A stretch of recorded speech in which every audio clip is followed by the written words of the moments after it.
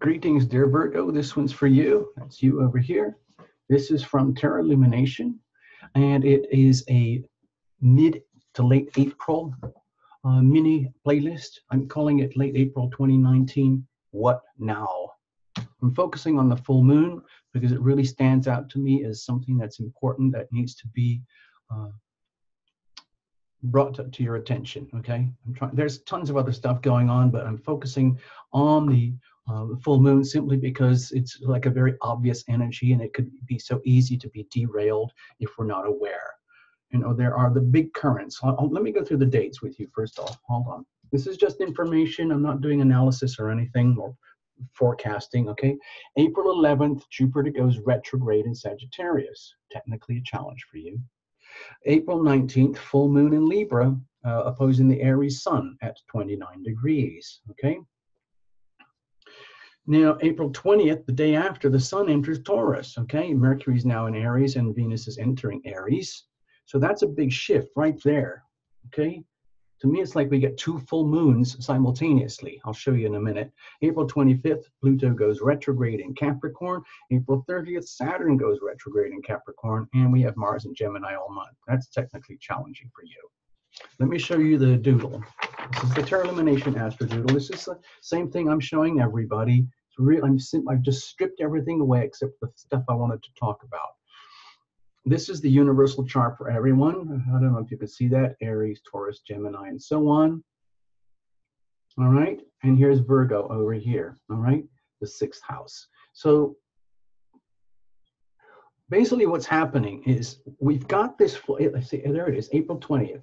We've got the full moon, 29 degrees, opposing the sun in Aries, 29 degrees. So that's like almost the energy of desperation.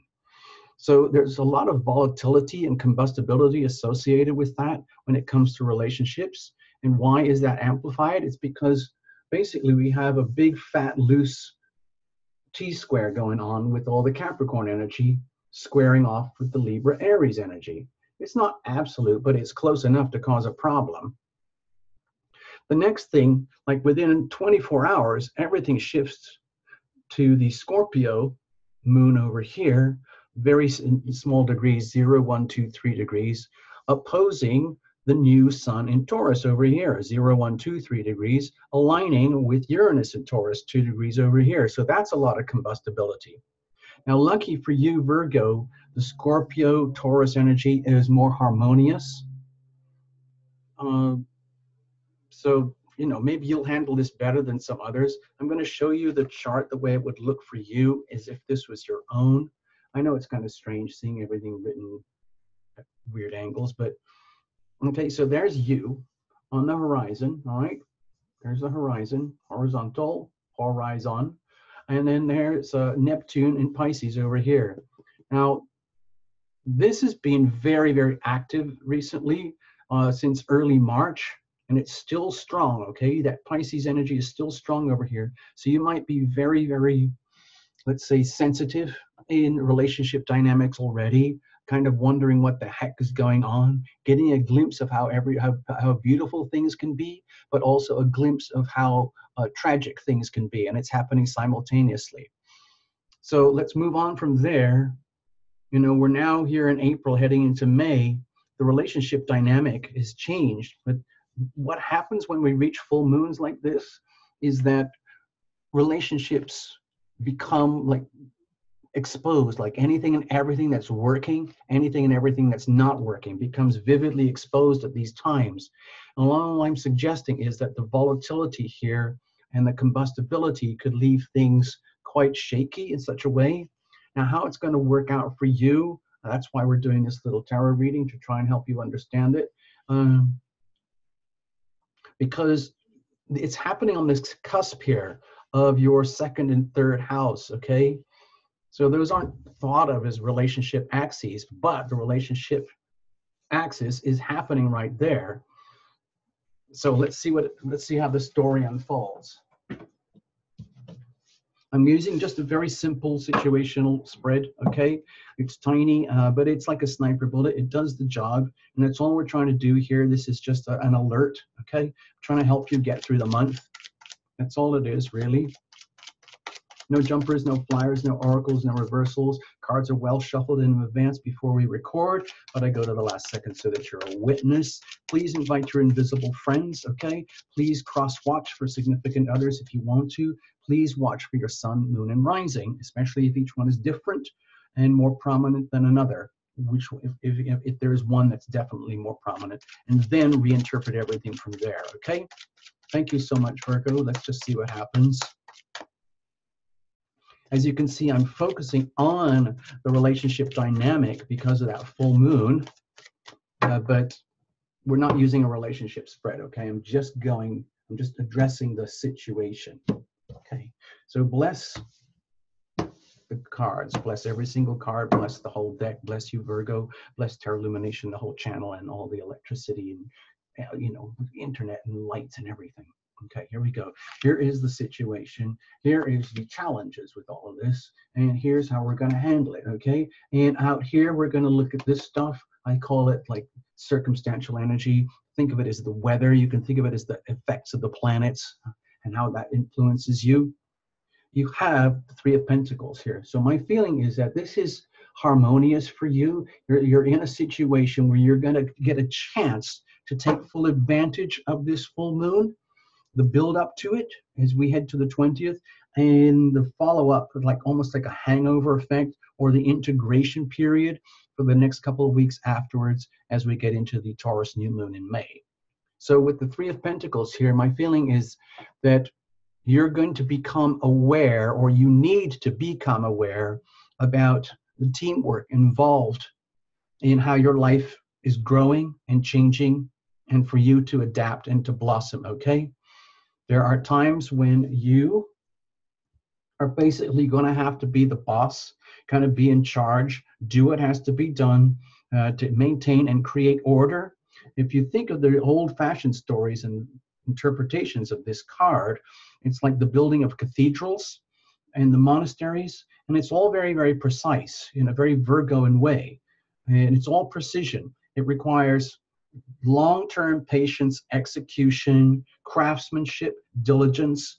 It requires the input of architects and designers, the input of craftsmen and workers, all combined.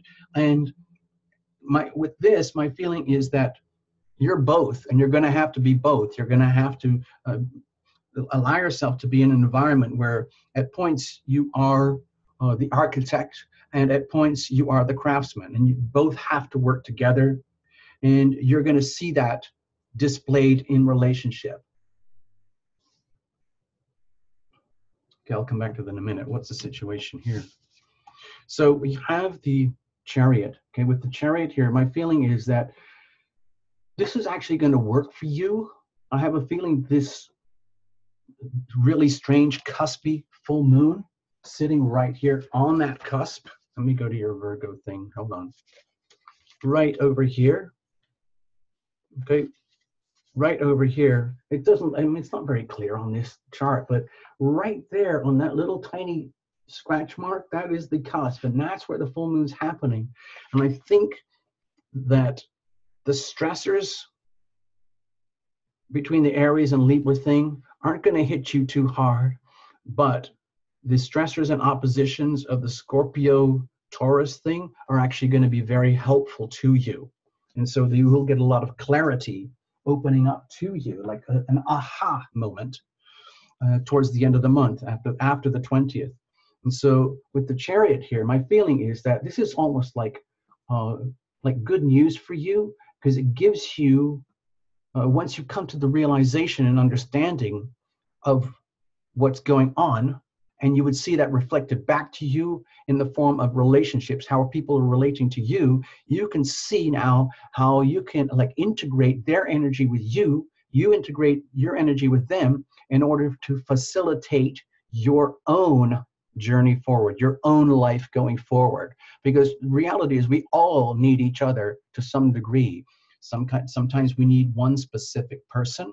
That's why they have things like marriages. That's why the full moons emphasize the first and seventh house, or the relationship dynamic of full maximum opposition. For you, Virgo, that would be the Pisces thing that we talked about earlier. So my feeling is that all of that is kind of working in a harmonious way. Let me go back to this. See that Pisces energy over here? As stressful as that could be, it's also potentially very beautiful for you, so long as you handle the energy properly. And I think this full moon and thereafter is going to give you a chance to like grasp the understanding of what it means and get your life together accordingly for yourself. Okay? Thanks to significant others in your life who are there with you, who are still there with you, and who intend to stay there and be there with you and for you. So this is, to me, it looks like it's very stimulating for you. Okay? I just thought of something as well, by the way. Where is that again? Oh, I keep losing it. Okay? Over here, with all this energy up here at the cusp of the 8th and entering in the 9th, you might be getting glimpses of larger scale relationships that go beyond foreign waters, foreign lands, foreign borders, and how that's working for you, how you can integrate with that and like join resources with those people, with those types of people. It might be long distance friends, long distance communications, a chance to expand your horizons in really good ways that are good for you. What's the challenge here? Okay. So my feeling is that this is, to me, this feels like a lot to do with the past. Like you've reached a point where you know there are certain things that you can't handle, that you can't take anymore. And it's the end of the road for that kind of thing. And one of the problems that Virgos have is that they're very long suffering. They are very, very good at taking on a lot of other people's pain because they can't handle it and they just treat it as a cleanup act. You know, they're constantly having to basically like take care of other people in a way that there's may not be a lot of appreciation or not too much thanks. There gets a point where Virgos get sick of that. It's just like eventually like, when am I, Virgo, gonna get my chance to have someone take care of me perhaps? Or do the work that I've already done to get to the point where I am who I am. So with the 10 of Swords here, my feeling is that it kind of goes against all Virgo nature. It's just going to sound very contradictory, but the Virgo nature, especially when it's opposed by the Pisces thing right now, would be very naturally almost like the energy of a martyr or martyrdom, or very self-sacrificing or very, very devotional. But it gets to the point where you realize that's actually, if you take it too far, it's a form of self-destruction. And then you realize, oh, these swords are self-inflicted. And then you realize, oh my God, this needs to stop. And then the shocking realization, like, if I say enough is enough is enough is enough, I can't take it anymore, I need to expand and grow, and that this has to stop, then it almost feels as though you're going against the Virgo nature to be that, no offense, but like that servant for others, that maid for others, that picker-upper for others, the one who does the chores that no one else wants to do for others. And then you like end up in defiance of the self, and then you feel shame, and it's almost, that would be like self-blocking, like you reach a roadblock, like how am I supposed to evolve and grow if I am continuously my own worst enemy? And yet being a Virgo, that's part of who I am and what I do. Oh no, oh no, oh no. How are we going to handle this dichotomy? Let's have a look. Dun, dun, dun, dun. Ha. Tune into the great beyond. Tune into the new opportunities that are unfolding in front of you, that are being made apparent to you right now. Right now, this is a card of sacred opportunity. And my feeling is that this works diametrically against this energy here, which terrifies you. It's almost like you're terrified of your own evolution, your own chances, your own opportunities to grow and expand and like do what you want to do. For Virgo, live your life for you. Love thyself, getting your act together in a way that works for you, so that you're not continually a doormat or a carpet or a convenient, broom for others. And it's now a chance. This is it. This is a golden moment to grab whatever opportunity is out there for you to do something about which you are passionate. In other words, like love thyself, making it all about you, and like taking advantage. It's almost like the retrogrades, I think, are going to be advantageous for you. It sounds weird because the Sagittarius is technically like a square, like a square for you over here in the house and home. But I think overall, the dominant energy will be about seeing new opportunities and new horizons for you that you never had a chance or never dared to access before, even though they are there. They're right there. They're right in front of you. Okay?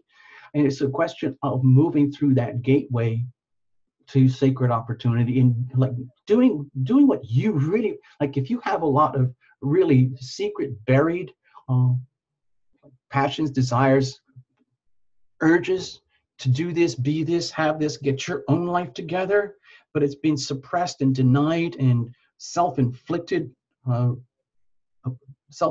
denial for so long, this has to stop.